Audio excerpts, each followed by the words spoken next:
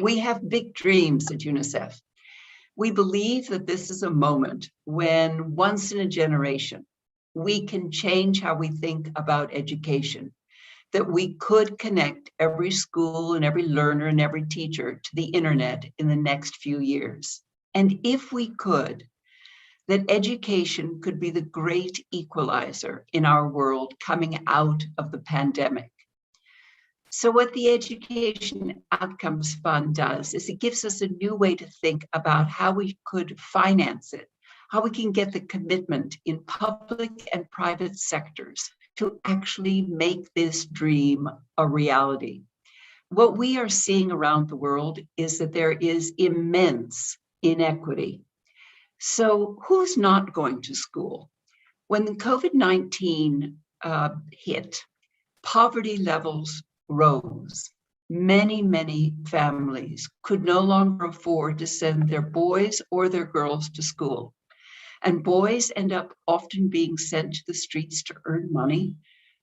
Sometimes they're recruited by militias. For the girls, it tends to be household chores that they are kept at home to do, or early marriage to keep them safe. But in both cases, they are kept out of school. So how do we keep them in school?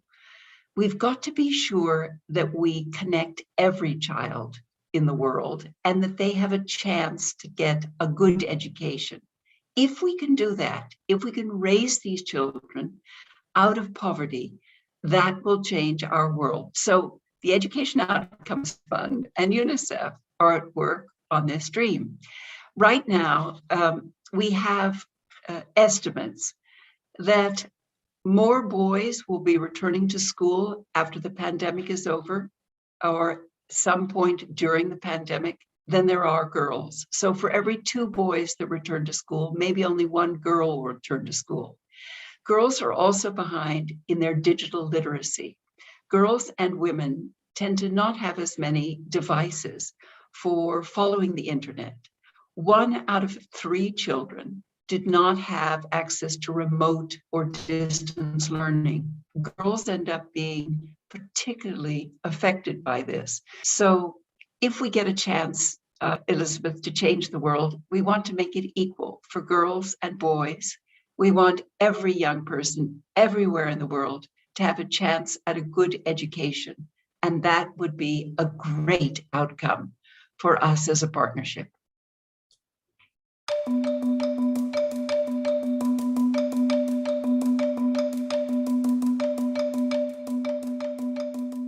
So the children most affected are the ones that are the most marginalized. So that will be boys and girls in the poorest families in the poorest countries. It will also be children that are refugees, children that are internally displaced, that are fleeing from conflicts. Wherever there is conflict and instability and poverty, that's where children end up dropping out of education. And one of the consequences we are concerned about with COVID-19 is that many more families are dropping into poverty. You've seen the rates, 140 million more people dropping into poverty.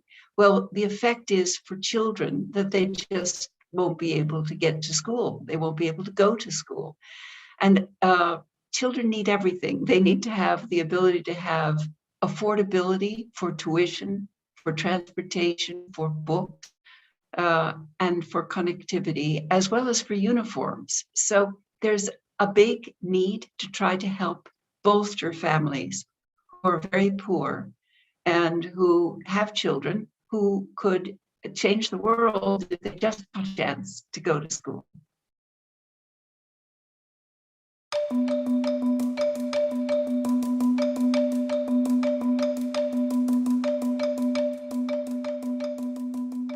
If one can focus on quality, which is what the Education Outcomes Fund and UNICEF are focused on, if we can get good quality in early childhood education, in primary education, in skills training in secondary schools, we as a partnership can help change the futures of millions of children.